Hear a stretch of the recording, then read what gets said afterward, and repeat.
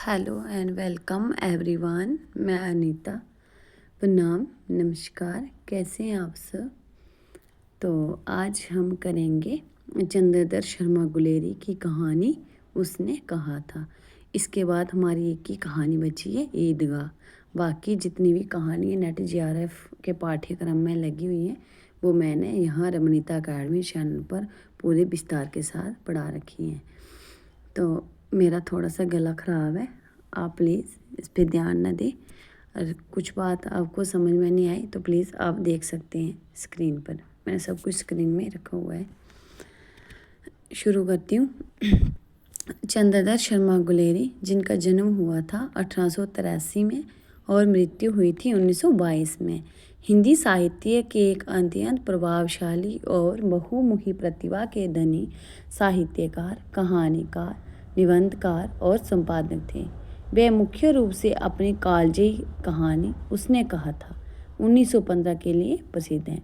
उसने कहा था कब लिखी गई थी? 1915 में, जो हिंदी साहित्य में शिल्प और संवेदना के दृष्टिकोण से मील का पत्थर मानी जाती हैं। उन्होंने बहुत कम लिखा, लेकिन जो भी लिखा वह उच्च गुणवत्ता का था। चंद्रदत्त शर्मा गुलेरी द्वारा लिखित उसने कहा था कहानी हिंदी साहित्य की पहली और सबसे प्रसिद्ध कहानी मानी जाती है, जो निश्चल प्रेम, त्याग और कर्तव्य पालन का एक कालजयी उदाहरण है। अमृतसर के बाजार से शुरू होकर प्रथम विश्व युद्ध के हंतकों तक फैली ये कहानी नायक लैला सिंह द्वारा बचपन की प्रेमिका सूबेदारनी को दिए गए वचन को निभाने के लिए प्राणों की आहुति देने पर आधारित है। जी हाँ, मैंने आपको कहानी का पूरा बता दिया प्रीव्यू। तो अभी आप क्या, इसमें आगे आपको कहानी आराम से समझ आ जाएगी। जी, ये सारा कुछ कहानी का सार जहाँ पर जो मैंने कहानी का रखा है। देखो, कहानी की विशेषताएं और विस्तार, आगे सारा यही है। सिर्फ ये है कि थोड़ा डिटेल में, तो ये मैंने थोड़ा शॉर्ट में आपके सामने रखा है। इसका विषय है कहानी का केंद्रीय भाव प्रेम और कर्तव्य त्याग का मिश्रण है। नायक लैला सिंह है, एक सच्चा, निडर और समर्पित सिपाही है जो अपनी प्रेमिका के लिए अपना सब कुछ निछावर कर देता है। कथानक कहानी 5 खंडों में विभाजित है। कितने? 5। इसमें अमृतसर का बाजार आता है, फौज में भर्ती होती है और फ्रांस के युद्ध के मोर्चे पर बोधा सिंह जो सूबेदारनी का बेटा है और हजारा सिंह जो सूबेदारनी का पति है, उनकी रक्षा के लिए लैला सिंह का सर्वोच्च बलिदान शामिल है। इसमें प्रसिद्ध संवाद क्या है? कहानी में जब घर जाओ तो कह देना कि उसने कहा था वह मैंने कर दिया। अत्यंत भावुक संवाद है। लैला सिंह बोलता है जो लैला के अंतिम समय में कहा जाता है। और इसमें एक और भी था प्रमुख प्रसिद्ध संवाद, तेरी कुड़माई होगी, वो आगे आएगा, वो भी हम ध्यान में रखेंगे। इसमें शिल्प क्या है? ये फ्लैशबैक शैली का बेहतरीन इस्तेमाल किया गया है जो उस समय के लिए क्रांतिकारी था। ये मैंने बता दिया आपको, फिर से वही आया है तो ये आप पढ़ सकते हैं। हम कहानी आज की शुरू करते हैं। उसने कहा था, ठीक है। उसने कहा था, चंद्रदत्त शर्मा गुलेरी द्वारा लिखित कहानी बड़े बड़े शहरों के इक्के गाड़ी वालों की जुबान के कोड़ों से जिनकी पीठ छिल गई है और कान पक गए हैं, उनसे हमारी प्रार्थना है कि अमृतसर के बम्बू काट वालों की बोली का महरम लगावे। जब बड़े बड़े शहरों की चौड़ी सड़कों पर घोड़े की पीठ चाबुक से ढूंढते हुए इक्के वाले कभी घोड़े की नानी से अपना निकट संबंध स्थिर करते हैं, कभी राह चलते पैदलों की आंखों के ना होने पर तरस खाते हैं, कभी उनके पैरों की उंगलियों के पोरों को जीत कर अपने ही को मुस्ताया हुआ बताते हैं और संसार भर की गिलानी निराश और शोभ के अवतार बने। नाग की अमृतसर में उनकी बिरादरी वाले तंग चक्करदार गलियों में हर एक लड्डी वाले के लिए ठहर कर बच्चों खालसा जी, हटो बाई जी, ठहरना बाई, आने दो लाला जी, हटो बाछा कहते हुए बत्तकों, गन्ने और खोमचे और बारे वालों के जंगलों में से राह खेते हैं। क्या मजाल है कि जो और किसी को हटना पड़े। ये बात नहीं कि उनकी जीभ चलती नहीं, पर मीठी छुरी की तरह महीन। कोई बुढ़िया बार बार चितौनी देने पर भी लीक से नहीं हटती तो उनकी बचना वाली के ये नमूने, जोगिए हट जा, कर्मा वालिए हट जा, पुत्रा प्यारिए, बच्चिया लंबी वालिए। समिष्टि में इसके अर्थ तू बागों वाली है, पुत्रों को प्यारी है, लंबी उम्र तेरे सामने है, तुम क्यों मेरे पहिए के नीचे आना चाहती है। ये थी वहाँ के गाड़ी वालों की बोली। आगे, ऐसे बम्बू काट वालों के बीच में होकर एक लड़का और एक लड़की चौक की एक दुकान पर आए और इनके ढीले सूथने से जान पड़ता है कि दोनों सिख हैं।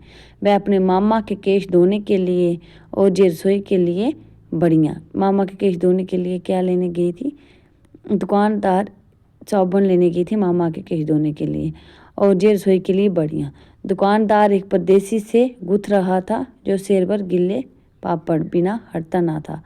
तेरा घर कहाँ है? उसने पूछा था। मगरी में। और तेरे? मांझी में। यहाँ कहाँ रहती है? लड़की का घर कहाँ है? मांझे में। और लड़के के मगरे में। अंतर सिंह की बैठक वे मेरे मामा होते हैं। मैं भी मामा के यहाँ आया हूँ। उनका घर गुरु बाजार में है। इतने में दुकानदार निपटा और इनका सौदा देने लगा। सौदा लेकर दोनों साथ साथ चले। कुछ दूर जाकर लड़के ने मुस्कुराकर पूछा, तेरी कुड़माई होगी?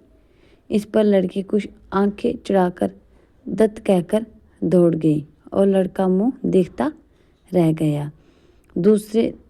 तीसरे दिन सब्जी वाले के जहाँ, दूध वाले के जहाँ अकस्मात दोनों मिल जाते। महीना भर ही हाल रहा। 2-3 बार लड़के ने फिर पूछा, तेरी कुड़माई होगी? ये भी यहाँ पर महत्वपूर्ण कथन है। तेरी कुड़माई होगी? और उत्तर में वही दत्त मिला। एक दिन जब फिर लड़के ने वैसी ही हंसी में चिढ़ाने के लिए पूछा तो लड़की लड़के की संभावना के विरुद्ध बोली, हाँ हो गई। कब? लड़के ने पूछा। कब? कल देखते नहीं ये रेशम से कड़ा हुआ सालू। लड़की भागी। लड़के ने घर की राह ली। रास्ते में एक लड़के को मोरी में ढकेल दिया। एक शावड़ी वाले की दिन भर की कमाई खोई। मतलब वो आक्रोश में आ गया, मतलब उसको ऐसे गुस्से में आ गया, मर्जा कुछ पता नहीं चल रहा है, ऐसे उसकी कुछ हो गई है स्थिति। एक कुत्ते पर पत्थर मारा और एक गोभी वाले के ठेले में दूध उड़ेल दिया। यही सुन के कि हाँ मेरी कुड़माई हो गई, वो अपने आप को संभाल नहीं पाया। सामने नहाकर आती हुई किसी वैष्णवी से टकराकर अंधे की उपाधि पाई। तब किसी वैष्णवी से टकराया और उसने आगे से कहा, अंधा हो गया क्या? तब कहीं घर पहुंचा। राम राम, ये भी कोई लड़ाई है? दिन रात खंदकों में बैठे हड्डियां अकड़ गई। लुधियाना से 10 गुना जाड़ा और मेह और बर्फ ऊपर से पिंडलियों तक कीचड़ में दसे हुए हैं। जमीन कहीं दिखती नहीं। घंटे 2 घंटे में कान के पर्दे फाड़ने वाले धमाके के साथ सारी खंदक हिल जाती है और 100 गज धरती उछल पड़ती है। इस गिरबी गोले से बचे तो कोई लड़े। नगर कोट का जलजला सुना था। यहाँ दिन में 25 जलजले होते हैं। जो कहीं खंदक से बाहर साफा या कोहनी निकल गई तो चटाक से गोली लगती है। ना मालूम बेईमान मिट्टी में लेटे हुए हैं या घास की पत्तियों में छिपे रहते हैं। लैना सिंह को 3 दिन हैं, 4 तो खंदक में बिता ही दिए। परसों रिलीफ आ जाएगी और फिर 7 दिन की छुट्टी। अपने हाथों झटका करेंगे और पेट भर खाकर सो रहेंगे उसी फिरंगी मैम के बाग में। मखमल का सा हरा घास है, फल और दूध की वर्षा कर देती है। ला कहते हैं दाम नहीं लेती, कहती है तुम राजा हो, मेरे मुल्क को बचाने आए हो। 4 दिन तक एक पलक नींद नहीं मिली। बिना फेरे घोड़ा बिगड़ता है और बिना लड़े सिपाही। ध्यान रखना है ये कथन भी। मुझे तो संगीन चढ़ाकर मार्च का हुक्म मिल जाए, फिर 7 जर्मनों को अकेला मार कर ना लौटूं तो मुझे दरबार साहिब की दहली पर मत्था टेकना नसीब ना हो। पाजी कहीं के कलों के घोड़े संगीन देखते ही मुंह फाड़ देते हैं और पैर पकड़ने लगते हैं। यूं अंधेरे में 30-30 मन का गोला फेंकते हैं। उस दिन दावा किया था, 4 मील तक एक जर्मन नहीं छोड़ा था। पीछे जनरल ने हट जाने का कमांड दिया। नहीं तो सीधे बर्लिन पहुंच जाते। क्यों? सूबेदार हजारा सिंह ने मुस्कुरा कर कहा। लड़ाई के मामले जमादार या नायक के चलाए नहीं चलते। बड़े अफसर दूर की सोचते हैं। 300 मील का सामना है, एक तरफ बढ़ गए तो क्या होगा? सूबेदार जी, सच है, लैना सिंह बोला, पर करें क्या? हड्डियों हड्डियों में तो जाड़ा धंस गया है। सूर्य निकलता नहीं और खाई में दोनों तरफ से चंबे की बावरियों के से सोते जर रहे हैं। एक दावा हो जाए तो गर्मी आ जाए। उद्यमी उठ, सिगड़ी में कोले डाल। वजीरा, तुम 4 जने बाल्टियां लेकर खाई का पानी बाहर फेंको। महासिंह, शाम हो गई है, खाई के दरवाजे का पहरा बदल लें। ये कहते हुए सूबेदार सारी हंदक में चक्कर लगाने लगे। वजीरा सिंह पलटन का विदूषक था। ध्यान रखना है, पलटन का विदूषक कौन था? वजीरा सिंह। बाल्टी में गंदला पानी भरकर खाई के बाहर फेंकता हुआ बोला, मैं पादा बन गया हूँ। करो जर्मनी के बादशाह का तर्पण। इस पर सब खिलखिला पड़े और उदासी के बादल फट गए। मतलब वो हंसा ने मजाक किया था। कौन? वजीरा सिंह, जो विदूषक। लहणा सिंह ने दूसरी बाल्टी भरकर उसके हाथ में देकर कहा, अपनी बाड़ी के खरबूजों में पानी दो। ऐसा खाद का पानी पंजाब भर में नहीं मिलेगा। हाँ, देश क्या है, स्वर्ग है। मैं तो लड़ाई के बाद सरकार से 10 गुना ज़मीन जहाँ मांग लूँगा और फलों के बूटे लगाऊँगा। लाड़ी होरा को भी यहाँ बुला लोगे, या वही दूध पिलाने वाली फरंगी मैम। चुप कर, यहाँ बालों को शर्म नहीं। ठीक है, उसको शर्म आने लगी। देश की चाल है। आज तक मैं उसे समझ ना सका कि सिख तंबाकू नहीं पीते, वह सिगरेट देने में हट करती है, ओठों में लगाना चाहती है, और मैं पीछे हटता हूँ तो समझती है कि राजा बुरा मान गया, अब मेरे मुल्क के लिए लड़ेगा नहीं। अच्छा, अब बोधा सिंह कैसा है? अच्छा है। बोधा सिंह की तबीयत के बारे में पूछ रहे हैं। जैसे मैं जानता ही ना हूँ। रात भर तुम अपने कंबल उसे उड़ाते हो और आप सिगड़ी के सहारे गुजर करते हो। उसके पहरे पर आप पहरा दे आते हो। अपने सूखे लकड़ी के तख्तों पर उसे सुलाते हो। आप कीचड़ में पड़े रहते हो। कहीं तुम ना मंदे पड़ जाना। जाड़ा क्या है? मौत है, और निमोनिया से मरने वाले को मुरब्बे नहीं मिला करते। ठीक है, बोधा सिंह जो था वो जख्मी हुआ था, और ये जो था लहणा सिंह जी अपना सारा कंबल वगैरह उनको उड़ा देते थे। इसलिए वो कह रहे हैं, मेरा डर मत करो, मैं तो बुलेल के सड़क के किनारे मरूंगा। भाई कीरत सिंह की गोद पर मेरा सिर होगा। कौन? कीरत सिंह, ये भी एक पात्र है। और मेरे हाथ के लगाए हुए आंगन के आम के पेड़ की छाया होगी। वजीरा सिंह ने त्योरी चढ़ाकर कहा, क्या मरने मारने की बात लगाई है? हमारे जर्मन और तुर्क। हाँ भाइयों, कैसे? ये लहणा सिंह और वजीरा सिंह के बीच का वार्तालाप। आगे, दिल्ली शहर ते पिशोर नू जान दिए, कर लेना लौंगा दा व्यापार मड़िए, कर लेना नाड़े दा सौदा अड़िए। लाना चटाका कद्दूएं नू, कद्दू बनाया बे मज़ेदार गोरिए, ऊन लाना चटाका कद्दूएं नू। ये आगे देखते हैं। कौन जानता है कि दाढ़ी वाले गरवारी सिख ऐसे लुच्चों का गीत गाएंगे। पर सारी खंदक इस गीत से गूंज उठी और सिपाही फिर ताजे हो गए, मानो 4 दिन से सोते और मौज ही करते रहे हो। ठीक है, अपने आप को उन्होंने खुश कर दिया। दोपहर रात गई है, अंधेरा है, सन्नाटा छाया हुआ है। बोधा सिंह खाली बिस्कुटों के 3 टीनों पर अपने दोनों कंबल बिछाकर और लहणा सिंह के 2 कंबल और एक ब्रांड कोट ओढ़कर सो रहा है। लहणा सिंह पहरे पर खड़ा हुआ है, एक आंख खाई के मुंह पर है और एक बोधा सिंह के दुबले शरीर पर। बोधा सिंह कराया, क्यों बोधा भाई, क्या है? पानी पिला दो। लहणा सिंह ने कटोरा उसके मुंह से लगाकर पूछा, कहो कैसे हो? पानी पीकर बोधा बोला, कंपनी छूट रही है, रोम रोम में तार दौड़ रहे हैं, दांत बज रहे हैं। अच्छा, मेरी जर्सी पहन लो। और तुम? लहणा सिंह ने जर्सी भी दे दी। और तुम क्या पहनोगे? उसने पूछा। बोधा सिंह ने, मेरे पास सिगड़ी है और मुझे गर्मी लगती है, पसीना आ रहा है। ना, मैं नहीं पहनता, 4 दिन से तुम मेरे लिए। मतलब मेरे लिए बिस्तर भी दे रहे हो, अपने सब कुछ दे रहे हो। हाँ याद आई, मेरे पास दूसरी गर्म जर्सी है, आज सवेरे ही आई है, विलायत से बुन बुन कर भेज रही है मैम। गुरु उनका भला करे, यूं कहकर लहना अपना कोट उतार कर जर्सी उतारने लगा। सच कहते हो? बोधा सिंह ने पूछा। और नहीं तो झूठ? यूं कहकर नहीं करते। बोधा को उसने ज़बरदस्ती जर्सी पहना दी और आप खाकी कोट और जीन का कुर्ता भर पहनकर पहरे पर आ खड़ा हुआ। मैम की जर्सी की कथा केवल कथा थी, वो मतलब झूठ था, कोई जर्सी मैम ने नहीं भेजी थी। आधा घंटा बीता, इतने में खाई के मुंह से आवाज़ आई, सूबेदार हज़ारा सिंह। कौन लेफ्टिनेंट साहब? उसने पूछा आगे से। कौन लेफ्टिनेंट साहब? हुक्म हुजूर, कहकर सूबेदार तनकर फौजी सलाम करके सामने हुआ। देखो इसी दम दावा करने होगा, देखो इसी दम दावा करना होगा। मील भर की दूरी पर पूर्व के कोने में एक जर्मन हाई है, उसमें 50 से ज़्यादा जर्मन नहीं हैं। इन पेड़ों के नीचे नीचे 2 खेत काट कर रास्ता है, 3-4 घुमाव है, यहाँ मोड़ है, वहाँ 15 जवान खड़े कर आया हूँ। तुम यहाँ 10 आदमी छोड़कर सबको साथ ले उनसे जा मिलो।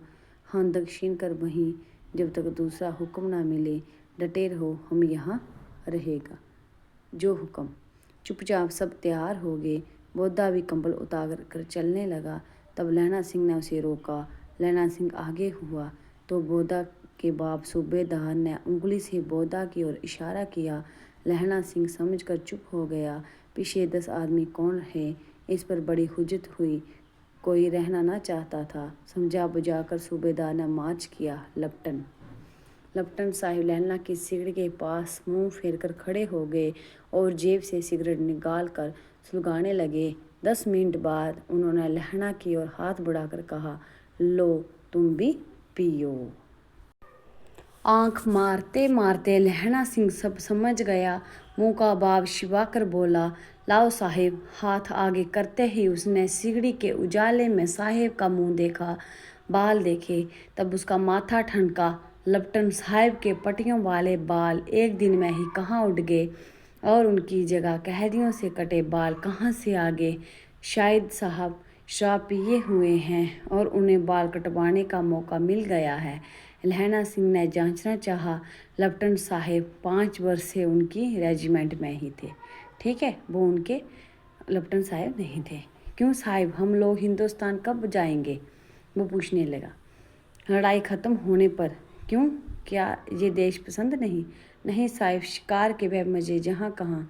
याद है 5 साल नकली लड़ाई के पीछे हम आप जगाधरी ज़िले में शिकार करने गए थे। हाँ, वहीं जब आप खोते पर सवार थे और आपका खानसामा अब्दुल्ला रास्ते के एक मंदिर में जल चढ़ाने को रह गया था। बेशक पाजी कहीं का सामने से वह नील गाय निकली कि ऐसी बड़ी मैंने कभी ना देखी थी। और आपकी एक गोली कंधे में लगी और पुट्ठे में निकली। ऐसे अफसर के साथ शिकार खेलने में मज़ा है। क्यों साहिब?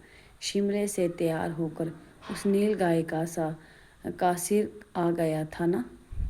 आपने कहा था कि रेजिमेंट की मेस में लगाएंगे। हाँ, पर मैंने ये विलायत भेज दिया।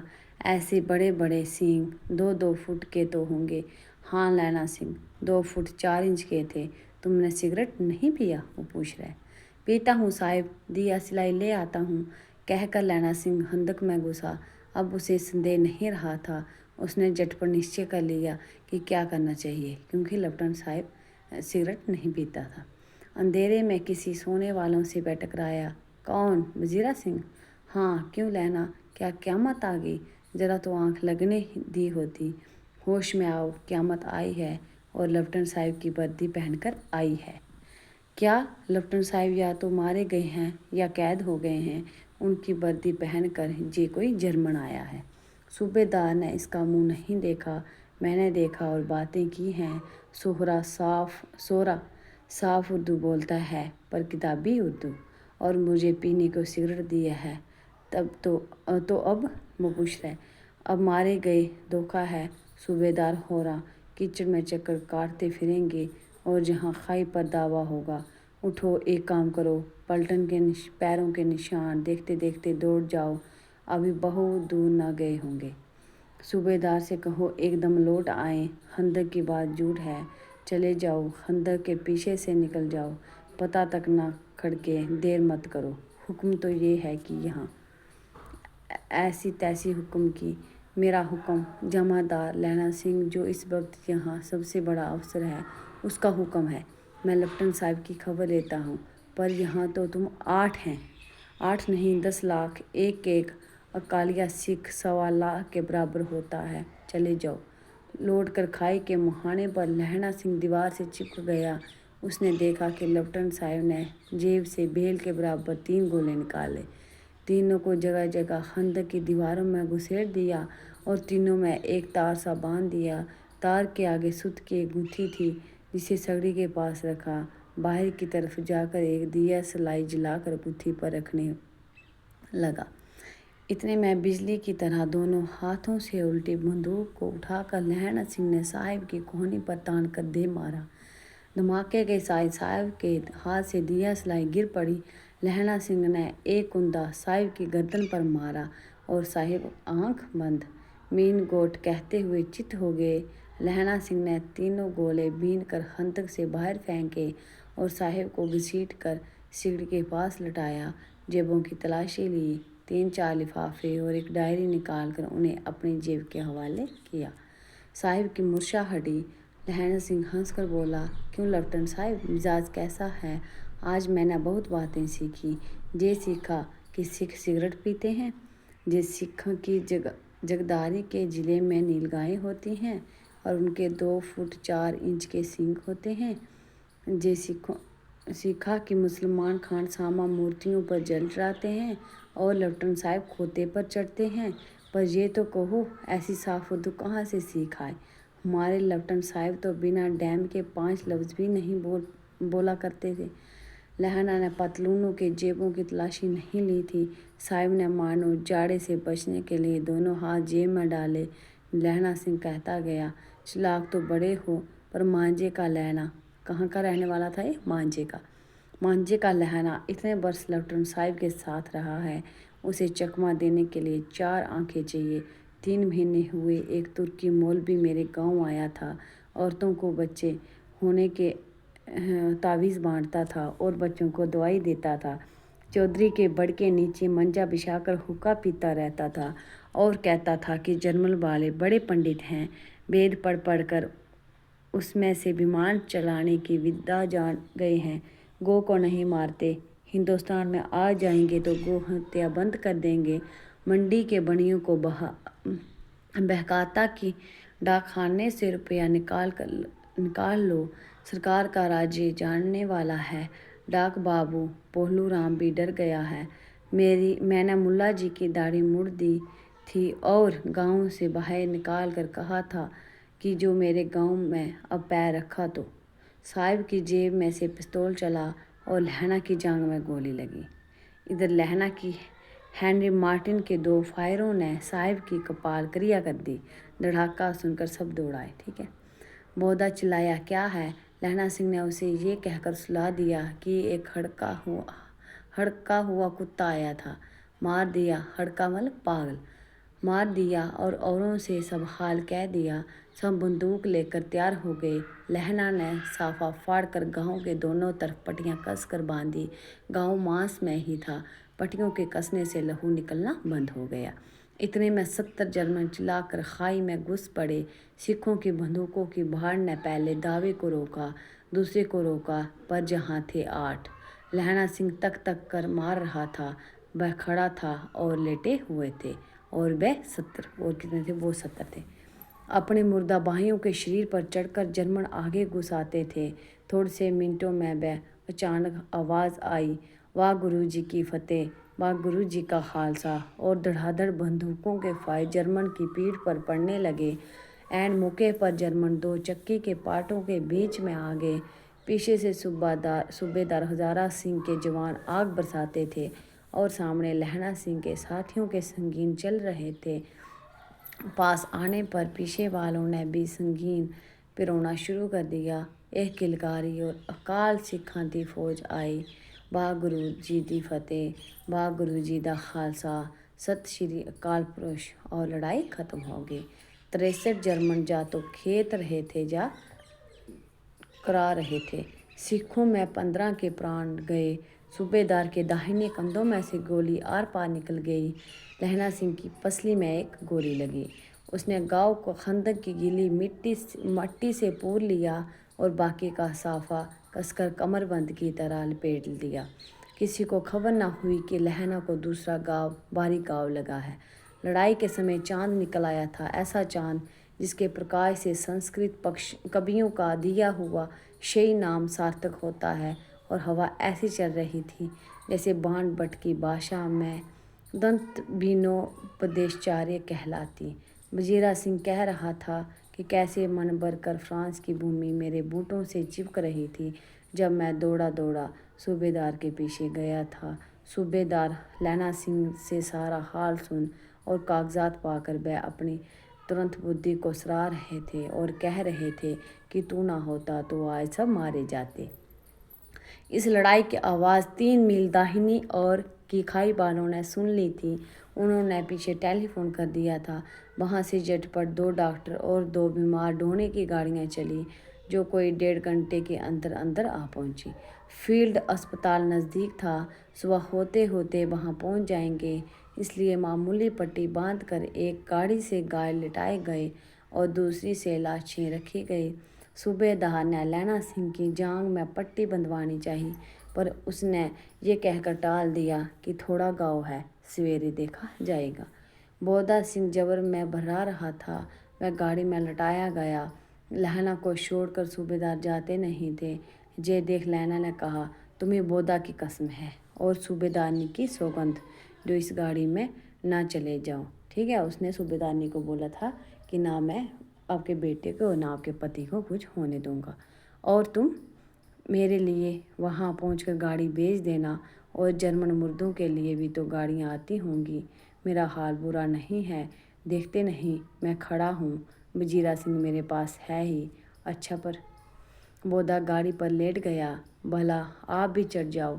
सुनिए तो, सूबेदानी होरा को चिट्ठी लिखो तो मेरा माथा टेकना लिख देना, और जब घर जाओ तो ये कह देना कि मुझसे जो उसने कहा था वह मैंने कर दिया। गाड़ियाँ चल पड़ी थी।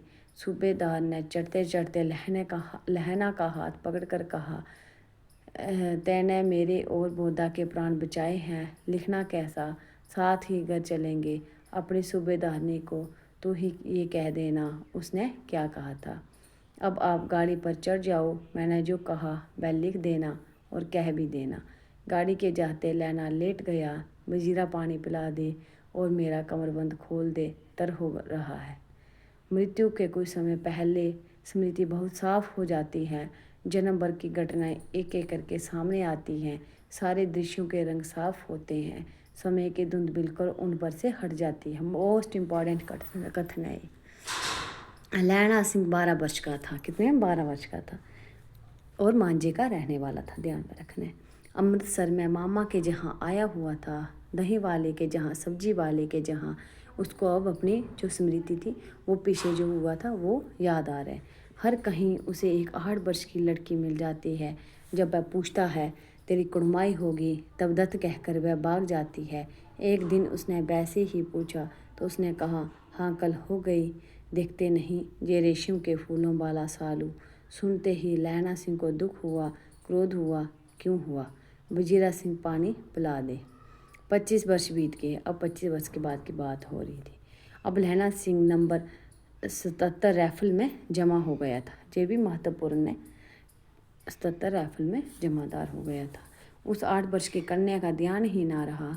ना मालूम वह कभी मिली थी या नहीं। 7 दिन की छुट्टी लेकर ज़मीन के मुकदमे की पैरवी करने वह अपने घर गया। वहाँ रेजिमेंट के अफसर की चिट्ठी मिली कि फ़ौज लाम पर जाती है, फ़ौरन चले जाओ। साथ ही सूबेदार हज़ारा सिंह की चिट्ठी मिली कि मैं और बोधा सिंह भी लाम पर जाते हैं, लौटते हुए हमारे घर होते जाना, साथ ही चलेंगे।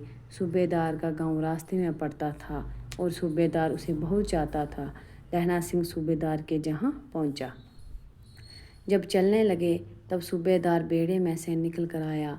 बोला, लहना सूबेदारनी तुमको जानती है। बुलाती है, जा मिल आ। लहना सिंह भीतर पहुंचा। सूबेदारनी मुझे जानती है?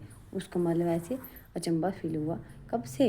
रेजिमेंट के क्वार्टरों में तो कभी सूबेदार के घर के लोग नहीं रहे नहीं। दरवाजे पर जाकर माथा टेकना कहा। असीस सुनी। लहना सिंह चुप। मुझे पहचाना नहीं? तेरी कुड़माई होगी। जब उसने ऐसे कहा तब उसको याद आ गया। तेरी कुड़माई होगी दत्त, कल हो गई। देखते नहीं रेशमी बूटों वाला सालू जो अमृतसर में उसने कहा था। उसने याद दिलाया उसको। बाबों की टखराहट से मुर्शा खुली, करवट बदली, पसली का गाँव बह निकला। वजीरा पानी पिला दे, उसने कहा था। ठीक है, उसको ये याद आ रहा है अपनी पहली बातें जब वो 12 साल का था, जब वो सूबेदारनी से मिला था। आगे स्वप्न चल रहा है। सूबेदारनी कह रही है, मैंने तेरे को आते ही पहचान लिया। एक काम कहती हूँ, मेरी तो बाग फूट गए। सरकार ने बहादुरी का खिताब दिया है, लायलपुर में ज़मीन दी है। आज नमक हलालने का मौका आया है, पर सरकार ने हम तीमियों की एक घंघरियाँ पलटन क्यों ना बना दी, जो मैं भी सूबेदार के साथ चली जाती। एक बेटा है, फौज में भर्ती हुए उसे 1 ही बरस हुआ। उसके पीछे 4 और हुए, पर एक भी नहीं जिया। सूबेदार रोने लगी।